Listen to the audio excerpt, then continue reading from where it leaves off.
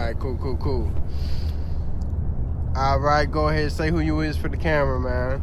My name's Dylwitted, Dylan Chiodini, at Dylwitted on the gram, all platforms. I make music. That's about really all I do right now. And where you from? I'm from St. Louis, born and raised in St. Louis. I've been all around St. Louis. I also lived in a little town in the country called Sullivan, Missouri, whenever I was in like middle school. But I've either grown up on the south side or the north side. That's where I've been at. Okay. And how would you best describe your style of music? I would say versatile for sure. Cause I can make some St. Louis trap music and then turn around and make some indie music at the same time, and anything in between that. I just can't make country music. I don't like country music personally. So you say you born and raised in St. Louis? Yes, pretty sir. much for the most part? Yes, sir. So how would you describe your childhood coming up in St. Louis? I mean, don't get me wrong, I had a pretty good life. I was born down by Tower Grove Park. I remember our house getting broke into a couple times before we moved to the county. When we moved to the county, it was just like a regular growing up, until my mom fell and broke her nose back in like 2009. But up until that point, it was a pretty regular childhood. So you've gotten to live in the city and the county? Yeah, I've lived everywhere, man, honestly. So how would, because I moved around a lot too growing up, so I've always said it's a lot harder for me to like, because being in St. Louis, the number one thing people go be like is where you from type shit. So it's kind of hard, you know what I'm saying, going area to area, not really being from nowhere, you feel me? So how would you say that's giving you more of a disadvantage or an advantage in the way you move around? Honestly, man, I think it depends on who you are as a person, because if you're a very introverted person, moving around for you is going to be hard because, you got to make new friends and all that type of shit. But for me, I was an extroverted person, so moving around really wasn't a problem for me personally, because I could just go anywhere and be like, what's up, like, how are you, start a conversation with someone and really show my genuine side whenever I need to. So I wouldn't say it was an advantage or a disadvantage, honestly. I just think it was neutral, for me personally. Like it has its pros and it has its cons type shit. Yeah, for sure. So when would you say you really, like, how long you been making music? I've been making music for about 7-8 years. Only about 3 years, like, actually taking it seriously. But, like, I was writing music back in 6th grade, 20 years old now. And yeah, back then it was just kind of all for fun, it was the SoundCloud era, so it wasn't like we were really trying to blow up from that shit or nothing. For people who don't know, how would you describe like SoundCloud rap? Like what is the SoundCloud era? Man, so the SoundCloud era back then was around like 2015, 2016, all like Lil Yachty, Lil Uzi, XXX, all them came up from SoundCloud. And it was the SoundCloud era. To me, it was an era that people found out that they could use SoundCloud to blow up and really make music and like actually get recognized, and you didn't have to. It was kind of like a big fuck you to Apple Music and Spotify back in the day, because SoundCloud was like for underground artists only, and then some of those underground artists became like mainstream from it. So that's what the SoundCloud era is. You say you really only started taking it seriously about 3 years ago? Yeah, so man. What caused you to transition more from making music for fun to actually, deciding like, this is what I want to be. I want to be an artist? Well, so I took a little break, like probably like a year or two break in high school, because like I said, up until that point it was just for fun, and I wasn't really getting any of the traction anymore. One of my songs got traction, but then after that didn't really have traction. But I moved out to North County and I started freestyling.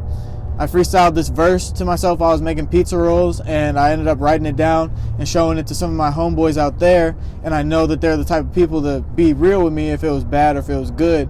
And they told me, like, you need to finish that shit. And I did. And ever since then, I've been writing like more seriously to try and, you know, gain recognition and actually make a career out of this. What's your music catalog looking like right now? Like, do you have mainly singles? Do you have any albums out? Or what's your current, like, piece of work that you're pushing? Right now, my current piece of work that I'm pushing is the Vices EP. It's out everywhere. It's a 7-track EP, and other than that, I have one other single called Nice Girls that everyone was really liking. That's all I have out right now. I have some more exclusive stuff on my SoundCloud, but only on my SoundCloud because the quality on it isn't that good. It was from a couple years ago type shit, so it's not going to be releasing anywhere else. I got a chance to be with you in the studio and meet your engineer and everything. Kind of go over the background of how you and him ended up linking up. So I had heard about Fat Buddha Studios. It was my first time going to a professional studio, and I told the engineer that I had, his name's Aaron Fisher, shout out to him.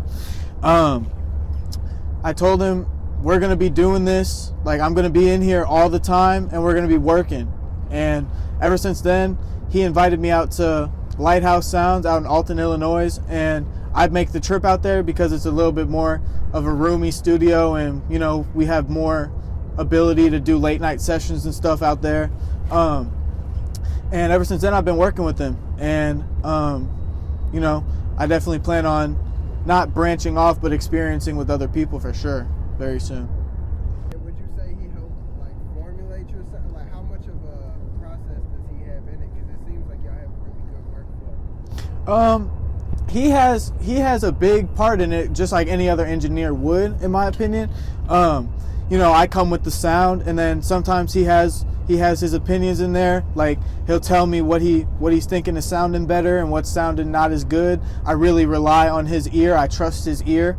So he plays a big part in my studio sessions. You know, like, I'm comfortable with him now at this point. I've had probably about 6 to 10 sessions with him, and yeah, that's how our relationship is. So he plays a big part. I wouldn't say that he creates my sound, but he definitely helps bring it all together 100%. Do you have any plans for any music videos in the future? Any future collabs or anything? Yes, sir. So I got a couple music videos planned. I want to do a music video for my song Shadows. That's more of a rap song, so you know it's going to be like a rap video. And then I want to do a music video for my song Moscato. Both of those songs are on the Vices EP. And I have a couple collaborations with Ekion, Lil Durag, and a lot of other people have been hitting me up, but Sensei is another one of them. I've been working. We've been working hard. Where would you say you draw the most inspiration from for your music? From my emotions. Yeah, my emotions are what I write about. Writing music for me is therapy. So, like, but more of an inspiration wise, I guess you could say, like, I listen to a lot of different music. So my inspiration music wise, like artist wise, is Juice WRLD, The Kid Laroi, Polo G, Machine Gun Kelly, like Halsey. Those are probably like my top 5 artists, especially the top 5 mainstream artists that I want to work with 100%. Okay, so bouncing around a lot, that means you had to go to multiple different schools? I've went to two different schools, yeah. And how was that transitioning from a school to a different school? Like I said, I'm an extroverted person, so it wasn't that hard. But you know, it was a little bit different, especially from going from the city to the country. And you know, you said you went to Sullivan, didn't you? I lived in Bourbon. Okay. Bourbon, Missouri. So that's the middle school I went to. Okay. And yeah, that was an experience moving out there just because I come from the city, and you know, a lot of them country boys would call me city boy, you know, like just out of anything, you know what I'm saying? So is there anything that you feel like you learned out there that you wouldn't have been able to learn? You know what I'm saying? Like what experience out there kind of shaped you to be different from if you would have grew up out here? Well, I did I did a talent show in 5th grade out there actually, and I ended up singing it in a cappella. I did Next to You by Justin Bieber and Chris Brown, and I did it a cappella, and I ended up coming in 2nd. And yeah, I got made fun of a lot for that, but it really kind of formed me to not care about what people are really saying, you know, because I personally grew up loving Justin Bieber's music. Like, I have no problem saying that, you know. And Chris Brown, you know, and that song Next to You is amazing. So yeah, it definitely taught me how to damn, there's hella cars. Definitely taught me how to not give a fuck about people's opinions of me. So you've always had a very diverse music taste? Yeah. And it definitely it translates into your music too. 100%. I grew up listening to, like, some of the few rap artists I grew up listening to was, you know, Future, Lil Wayne, Drake. Lil Wayne's my GOAT. Those were probably the top 3 rappers. You know, grew up listening to Panic at the Disco, Fall Out Boy, Nickelback, a lot of other stuff too, but I don't really know like the artist names because I was just young on that iPod shuffle, you know, just clicking through and through and through, you know. And if you miss your song, you got to click all the way through your library again to get to that song. So, yeah. What brought you back to St. Louis? My dad. So, you know, a lot of my family shit is everywhere, up and down, but to sum it all up, my dad had custody of me and my brother. Whenever my mom brought us out to the country, my dad didn't care necessarily. He knew that we wanted to be with our mom. And then in the middle of my 6th grade year, he decided that he just wanted to bring us back because legally he could do that. And that's what he did. So it brought me back to St. Louis. And I didn't really have a problem with it because I was going back to my school that I knew all my people, you know. So my first day back was like me being a celebrity, you know. It was like a homecoming type thing. Yeah, for sure. Like, I got a girlfriend the first day. My first day back, I got a girlfriend, bro. Crazy. Okay, so what's Dylan's dating life like? Have you always had a girlfriend, or you be more single type person, or? I kind of figured this question was going to come up. I've broken a couple hearts, had my heart broken a couple times. I would definitely kind of say I have sort of a love addiction now that I'm older, for sure. But growing up also, because I was always like, you know, like I said, I listened to Justin Bieber and I was like him for a minute, you know what I'm saying? Like in like 2nd grade, you know, like doing the hair flip to pull the girls and everything. And it was working back then. So, you know, until I moved out to the country, my dating life, or dating, you know, because we were really young, it was up there. And then I moved out there and it kind of slowed down. Moved back and it kind of slowed down, and as of recent, as my actual grown-up dating life, I've been single for about 3 years.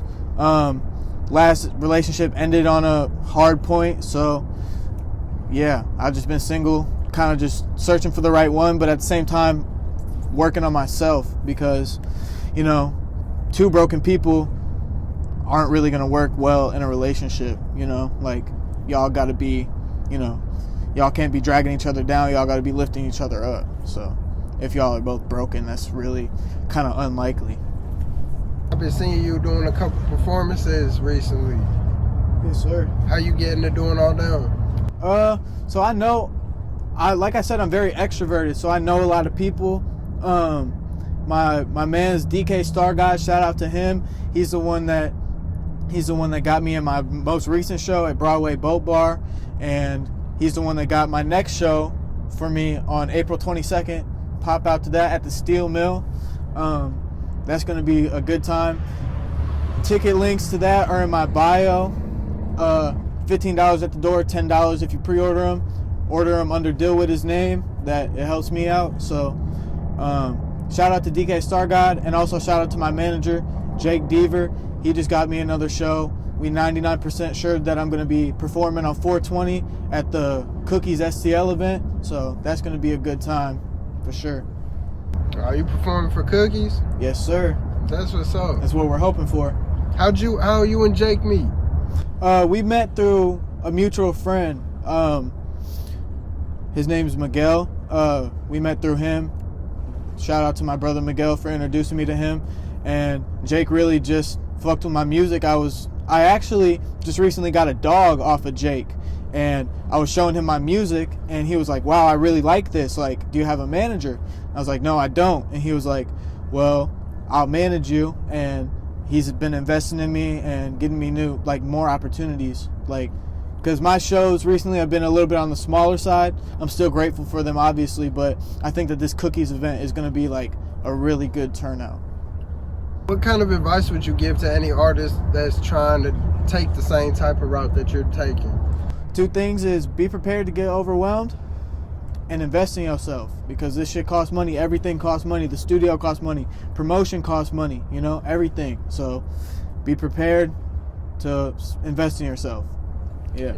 Do you have any type of pre-studio ritual that you do, or is there any type of how you get in the mood to get into the studio, like, you know? Honestly, I'm always in the mood, if I'm being real. Like, it takes me a minute to warm up, but all it does, like, all I do to warm up is go in there and do a couple practice runs in the booth. You know, I don't really, you know, and if I'm feeling anxious, you know, I'll go in the smoking lounge and, you know, smoke a little bit, you know. Sometimes, like, you know, I'll drink a little bit, but I don't have any, like, set rituals, you know, because music is my life. So I'm always ready to record. I'm always ready to impress someone. I'm always ready to show someone some new shit. I'm always ready to write some new shit. Always ready. So that's how you got to be. Can you freestyle? Man, I can freestyle sometimes whenever I'm, like, drunk or, like, really feeling it. Like, if the pressure's on me, the pressure's been on me a couple times at a couple parties. Some people have called me out, and, you know, I did my little shit, you know, but I wouldn't say that I'm, like, up there with Juice WRLD or Lil Wayne or nowhere close to them, you know. So yeah, you more of a craft the song type person. Yeah, I'm a writer. I'm a lyricist. Okay. Yeah. Hey, what future plans do you have for your music right now? Right now, you said you got the EP or LP? EP. Okay, so you're pushing the EP right now. What's next after that? I got another EP. It's going to be 10 tracks. It's the Nice Girls EP, because everyone was liking the Nice Girls song. So I'm making the Nice Girls EP, all that type of vibe, you know? So, yeah, I'm really excited for that one, because I'm gonna perfect it. I'm not taking anything less than perfect on this album. And I think from you guys listening to the Vices EP, and then whenever I drop the Nices EP, it's going to be a lot of progression to hear. So I'm gonna ask some questions that's a little bit away from the music shit, just more personal, to get more of an insight on you feel me? So if there was any place in the world that you could end up, where would you want to end up if money wasn't an issue? I want to go to Italy and live good in Italy and raise my children in Italy. I don't have any kids right now. I'm only 20 years old. I want to wait, but yeah, I want to move to Italy. I'm Italian, so I want to go back there, you know, and yeah, I want to have houses everywhere, you know, like all over. So Italy's one of them. St. Louis is one of them. Cali's one of them. If I can get a house in Cali before that shit goes underwater. Miami, same thing. And probably, like, I've been really seeing some shit about, like, the Netherlands and Switzerland. That's really beautiful, you know, so probably get a couple houses there too, you know. But if you could pick one place, Italy for sure. 100%. If you could only eat one of the two for the rest of your life, what would you pick? Toasted ravioli or Emo's pizza? Man, what kind of pizza? Emo's. Shit, any toppings? Whatever you please. Yeah, I'll do the pizza just because it's more. I get whatever topping choice. Sure. But you it's got to be the same toppings for the rest of your life. Oh yeah. Still pizza? Yeah, still pizza for sure. Emo's fire. What would you say your top 3 places to kick it in St. Louis are? Right here, the riverfront / graffiti wall. I'd say that counts as one because they're right next to each other. The crib. I really like being at the crib. And there's this one little spot down the street that I like to skateboard to and just chill sometimes, meditate, you know, get my mind right. So. Also, you skate too? Yes, sir. I don't do no tricks or nothing, but I can ride. Yeah. Oh, okay. So no skate parks and nothing like that. No Tony Hawk shit. Man, I went whenever I was living in KC. I went to a skate park and I didn't do bad, but I tried to drop in and I busted my ass. So. I don't know. Maybe in the future, but not really. Only whenever it's warm out, for real. Yeah, hold on. So you was living in KC too? Yeah, I forgot to mention that. I'm a recovering addict, so I lived out in KC for about 3-4 months, just getting sober, getting my mind right. I went to an inpatient rehab out there, and then I was in an intensive outpatient out there also. And then I ended up coming back to St. Louis. So, yeah. All right, hold on. Rewind it just a little bit. So how did you get it? What, if you don't mind me asking, what was you addicted to? Man, I was addicted to fucking fentanyl. That shit's I'm not ashamed of it, but it definitely doesn't make me proud of myself. And what is that? That's something you don't want to talk about? We can talk about it if you got some questions. Yeah. So how did you end up getting into that? Well, at first it was just Percocets and Xanax, like real Percocets and real Xanax. Like prescribed or off the street? Off the streets. So, but I know that the perks I was getting were real. The Xanax might have been a little. So rewind it a little bit more. How did you get into Percocets and Xanax? I was homeless. I got kicked out of my pop's crib at 16 and kicked out of my mom's crib at 17. So I was essentially homeless for like a week, and I was really hurt whenever that fallout happened with my mom, and that was the night I popped my first Percocet. So how'd you get kicked out? I had 2 people over in the crib, and my mom didn't like her privacy being invaded like that, so she kicked me out. That was the only reason, or you was just a bad kid and it was just adding up? I mean, it was probably adding up because I was doing Xanax, at the time, but it was just for fun. I wasn't addicted to the Xanax. It was just for fun. Okay. At that point. So that's what I'm saying. How'd you get into like taking drugs? Just one of my friends that I knew, he was doing them. So yeah. It was just kind of like it was around type thing. Yeah. Okay. And it started with Xanax, and then it was more on like Percocets and stuff like that. Yeah. Actually, I popped the Percocet first, and then it moved on to Xanax. Okay. My fault. My timeline's a little fucked up. And how did you get? So even that, to me, that's a harder drug. You feel me? I don't do that, and I'm not judging or nothing. Mm-hmm. I'm just trying to like. I've always wondered like how, you know what I'm saying, people get to that point. Like I've popped perks before and stuff like that, but I've never been hooked on them. You feel me? So how did you get from? How did you get from Percocets and Xanax to like? How did fentanyl come into play? The fentanyl came into play whenever the Percocets started getting laced with fentanyl. Okay. And the fake perks were a lot cheaper than the real perks. So, eventually it just became, all right, why would I pay $70 for 30 milligrams of real perks whenever I could pay fucking $20 for a fake perk, So, yeah. That's 100. Okay, so you was taking fentanyl, but in like a pill form type, like pressed into perks type shit? Yeah, at first, but then my addiction led me to taking the beans. Like, beans are just actual like fentanyl capsules. They look like Adderall capsules. Was it just like before you knew it, or when did you realize that you were addicted to it? Whenever I went through the physical withdrawals of it, because up until that point I was like, oh, I'm not withdrawing, so I'm not addicted to it. Even though I was mentally addicted to it, I didn't want to accept that. Yeah. But then whenever I was going through withdrawals and I called my plug needing it, that's whenever I knew that I was addicted. That's how it was for me with lean. I ain't know lean was addictive, you feel me? Yeah. And then when I got the withdrawals, I was like, oh shit, I'm fucking crazy. Yeah. And I felt it, I felt like, because I was a very spiritual person before I got into them again, because I stopped and then got my heart broken, and that really put me on a downhill spiral. But so pretty much you was getting the pressed perks, which wasn't really perks type shit, and then it was cheaper than the real stuff. So of course, you know what I'm saying. It was doing damn near the, And then the beans were fucking $3, man. $3 to $5 a pop, and like it's not like a one dose thing either, because like fentanyl is deadly, so you can't just do a whole bean at once until you like build up that tolerance. I never built up that high of a tolerance, but my tolerance was pretty high at a certain point. So did you ever get to the point where you were shooting up? No, sir. No. I've never touched no needles. I've never smoked no meth. I never touched a crack pipe. Downers were my thing. It's sad to say that fentanyl is the hardest drug out here right now.